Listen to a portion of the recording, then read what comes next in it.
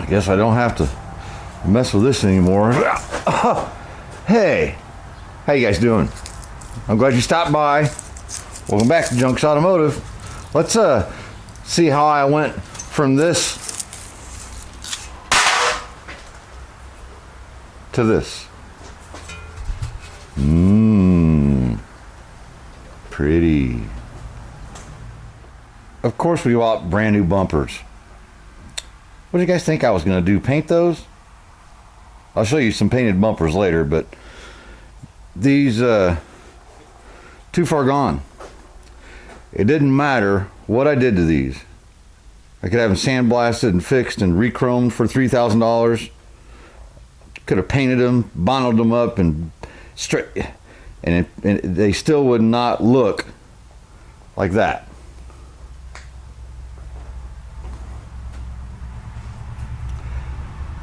And got a heck of a deal. Let's see if we can. Engel Imports. Now, it's a kit. All three pieces of the front bumper, the rear bumper, the four, I call them bumperettes, but they call them overriders. And at the bottom of the web thing, let me find it here. Hold on, I'm getting there. Okay, see right here? Doesn't say anything about bolts. You can read that.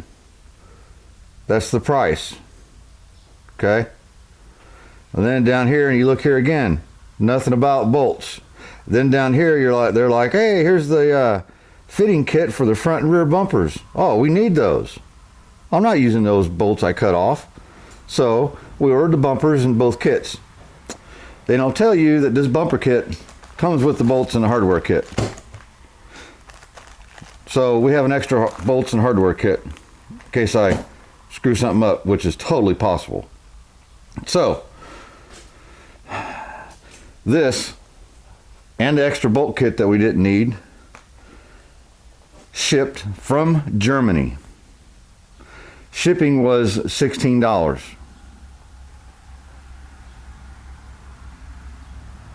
$16, and it was here in 3 days. Order this from Moss Motors. It's a lot more expensive, $69 in shipping from Milwaukee, and it'll take 3 or 4 days. So now, are these perfect? I'm going to say that they're not perfect. They're made in chop suey somewhere, but they're gonna, for the time I just spent doing that. Ralph understands my lack of time and his lack of money, so we've got to play the game a little bit, right? It's worth it just to buy these. Not, it'd be different if you couldn't get these bumpers or you couldn't, but we can. And a lot of you guys had said, hey, I think you just need to buy bumpers, or oh, you're just going to buy new bumpers. Oh, you're right. Glad you guys played along. Let's see if we can put them together, because I don't know how. I don't remember. I don't know. Let's start with the front. It seems a little bit more complicated. And then we got to make it fit, because it's not going to fit. No, it's not going to fit. Not much fun. It's the three pieces, so you're looking at the bumper upside down, and of course the back side of it, and you've got to try to get this bolt in there, that bolt in there, and this one on the other end to 3. Then of course leave everything kind of loose, let it wander around, and then these brackets, of course, they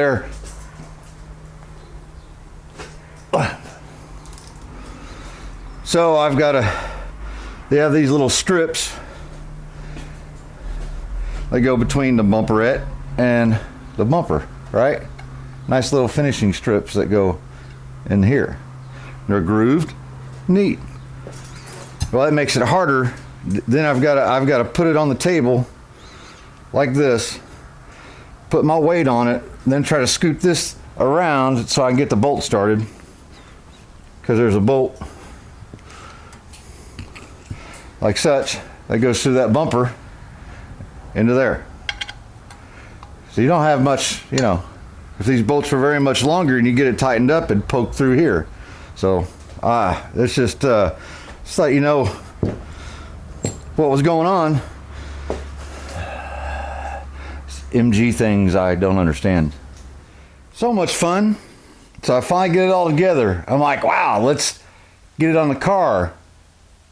No. This is the top of the bumper. These are on upside down. It's kind of an interesting look, but I'm pretty sure Ralph wouldn't appreciate it. As long as I did the back the same, you think he'd notice?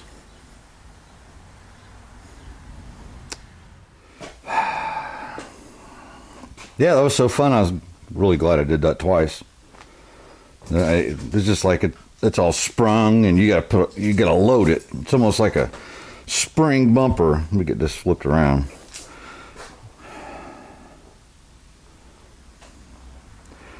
Well, I've already kind of pre-fit it here and there, so it all fits. These don't move around too much. They will a little bit. I just put a socket on it with a long extension. You can kind of, try to get it on there, see how it sits naturally. If it's crooked, then I've got to kind of finagle these a little bit to get it to level off because, well, nothing here was ever damaged. Okay. Yeah. I did take one of those back out and kind of twisted. It was twisted, and it helped a little bit getting things lined up. But man, this is not for the lighthearted at all. Well, I've got my little rubber, spacers, just like these things. They just, cover up the gaps, I believe. So I think should be able to mash this on here.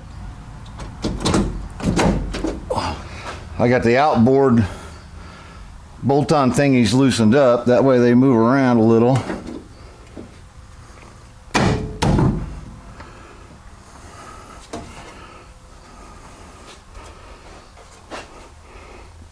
It's a pretty tight squeeze.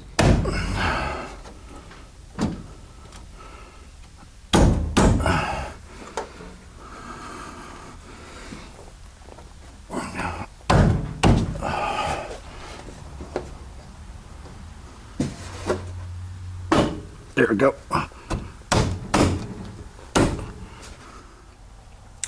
Well, that one's bolted on.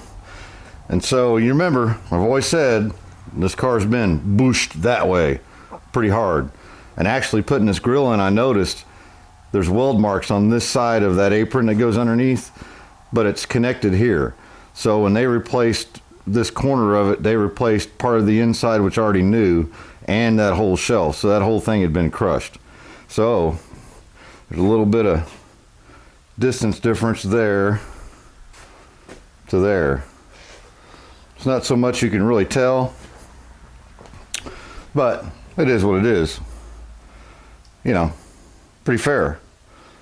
Pretty fair. It looks straight this way. Of course, the ends, I had to work them a little bit with those brackets and push it up, tighten the brackets up, because it kind of had the frowny face look on both ends, but there it is. There's a little bit more of a gap there than there is there, but the fenders go up too. So, as long as you can't see the bolts and the bumper's not rubbing the body, it's cool. So let's get the rear bumper out. I'll show you a little bit more assembly on that.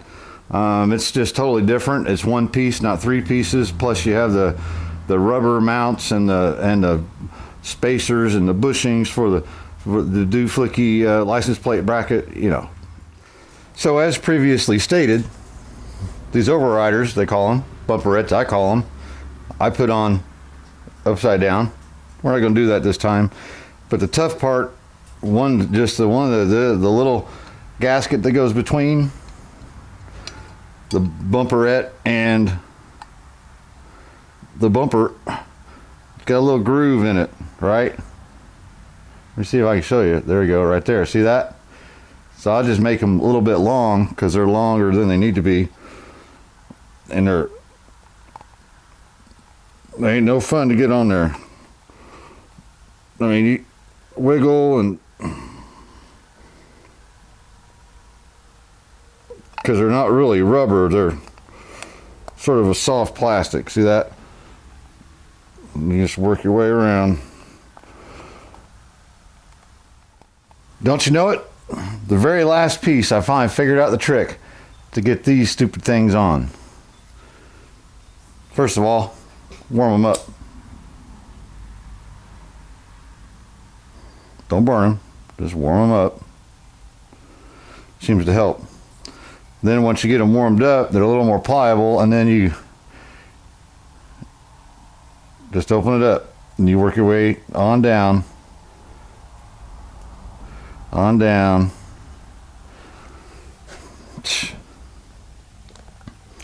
MG things. MG life. Sorry about that.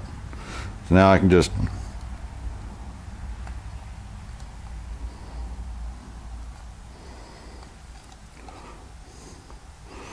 good thing is once you get them on there, it kind of stay on. It's so hard to get on. These are easier because the bracket goes around, it doesn't go through there, right? I believe how it goes right here is where our pokey from the body and the frame bolts in. You put a nut in here, which is totally ridiculous. It's pretty tough to get your hand up in here and get a nut started and then tighten it up with a wrench, 19 millimeter. So anyhow, well, there is some spacers in here I think that go, and that'll help it. Spacers, yep. Always something. So here's the really bad license plate bracket, so you get an idea what the rubber mounting situation is supposed to be. Okay, just washers, rubber, big thick rubber washers and whatnot. Well, this kit, throw that down there. So instead of this, which this also has a see a sleeve in the rubber, so it tightens down, but the rubber kind of lets the license plate float. Well, they send these. What is that? It's a fiber washer, harder than heck. And what about, you know, there's the bolt, and no fitty, right? So now I'm going to consider reusing the old rubber, which is, it's horrible. I have, the thing is, it comes with the big bushings and the little bushings for the rubber, but that's, rubber is not gonna, it's harder than, so let me see if I can figure out something else. Maybe I can find some rubber and make some, now I'm making rubber bushings because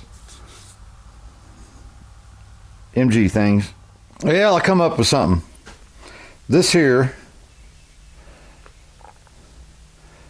was a radiator bushing mount, where this would go in some ears on a plastic radiator and it, right, and it would hold it in place, but it would only tighten so much because of the sleeve. So we got two of them. So we're just gonna start out by doing this.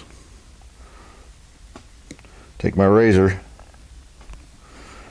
knife cutty thingy.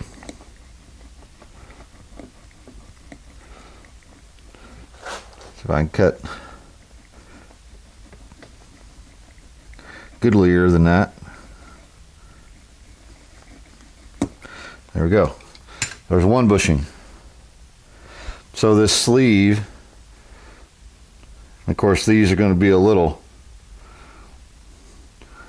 thick. Well, I should be able to come up with something like that. That's the sleeve. And we'll have a washer here and a washer on the other side, I believe. I don't know. Need to make some more rubber parts.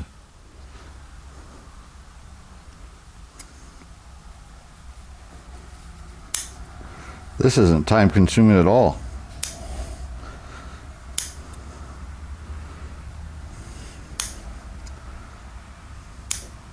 I'm gonna have to make Well, that end I cut off, I need to cut that in half, and we'll make a sandwich deal, and I'll show you once I'm done.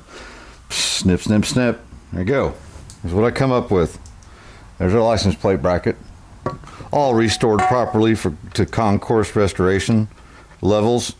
Anyhow, so that's what we got. Our stud, spacer, then our inner spacer inside our homemade rubber bushing. So we'll have that on there. We'll have that on there. You see that hole's big enough for that bushing to poke through. And we'll have that there. And so those will all squash together. And nut and a lock washer. Now it'd be isolated as English, British intended. Crisis averted. Yeah. Hell, I made them parts better than, I don't know what I was going to do with that. Alright, bolt the rest of this together, and there's our assembled bumper. I do have a brand new tag light. We'll get that out once we get the bumper on. Now I've got to figure out how to put these back on. These go on the frame. I didn't take them off, so hopefully they're the right ones. So I got to go lay underneath the car and find hardware, and there's probably some hardware I don't have, and I'll have to go to the store. It's not too late, I don't think. Nope, 9:18. It might be too late. I don't know. Got my brackets in. Dug and dug and dug for bolts long enough to go through the frame rail, but whatever. Left them loose, that way we can move them around a little bit. I used some Windex on the rubbers here, so they slide on, just like on the front. Got a washer. See if we can get this mamma jamma on here.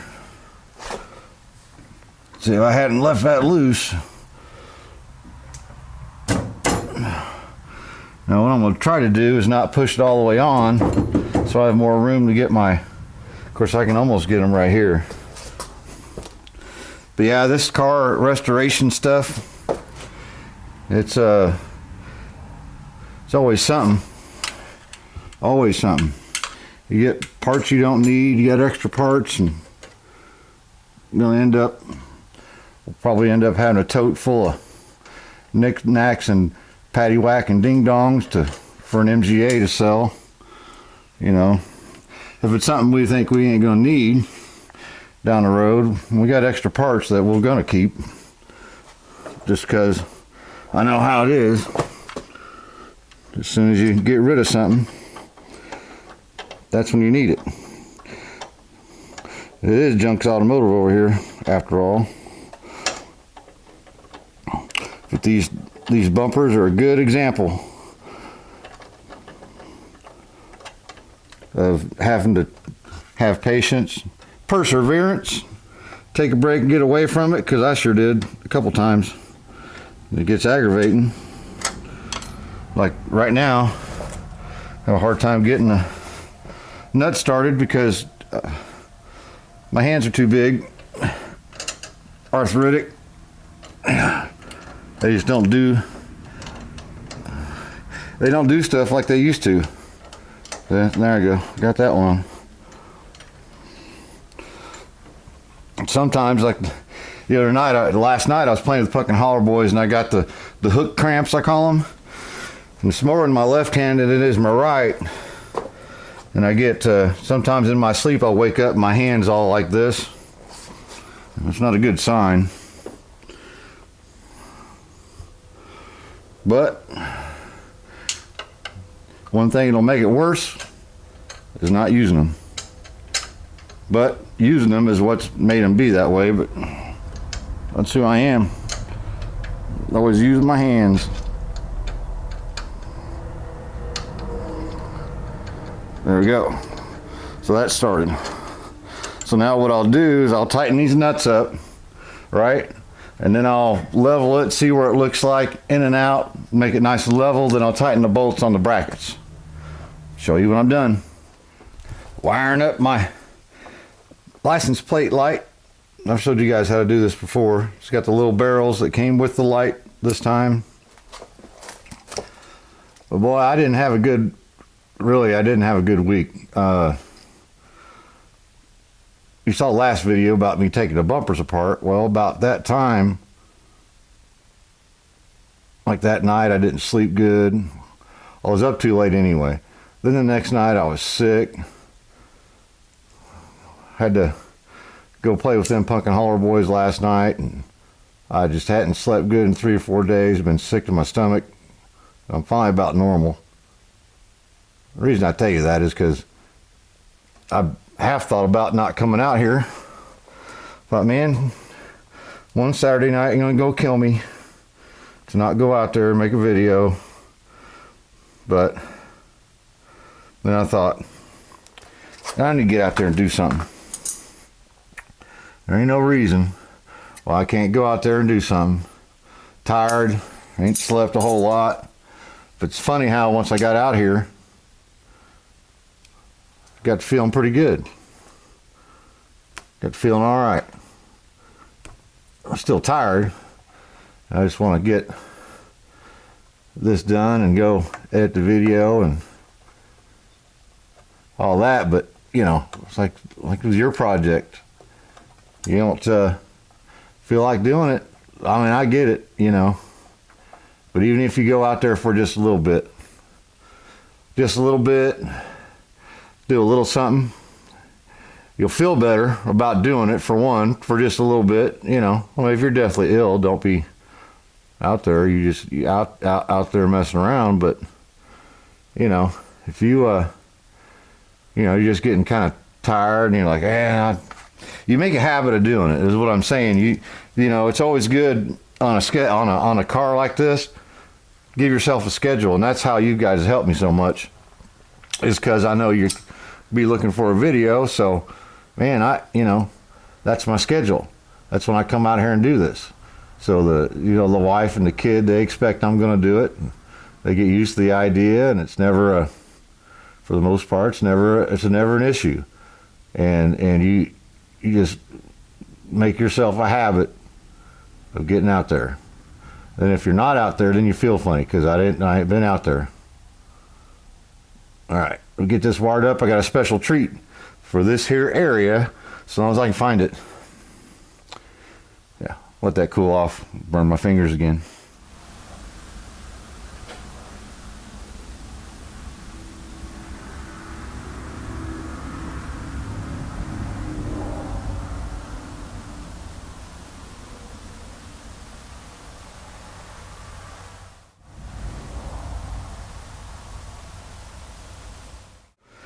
This plate was in the trunk of this car. I don't think Ralph ever knew about it. I don't think I ever told him, but I thought I'd surprise him with it. Maybe something we could put on the front of the car when he plates it and all that. 74, 75. So I'm thinking 73, 74 is probably when the last time this car was driven. The car is from Louisiana. Ralph was born in Louisiana, and they moved from Louisiana up here to Peru, Indiana, and drug this car and all the parts and everything to Peru, where I got it out of the garage, and the parts cars out in the woods and all that. So long project. Glad I got something done tonight. I feel better that I did. Ralph will be tickled. Man, one more step, right? Hey, remember, if any of this was easy, everybody'd be trying to do it, right? Peace. We'll see you on the next one.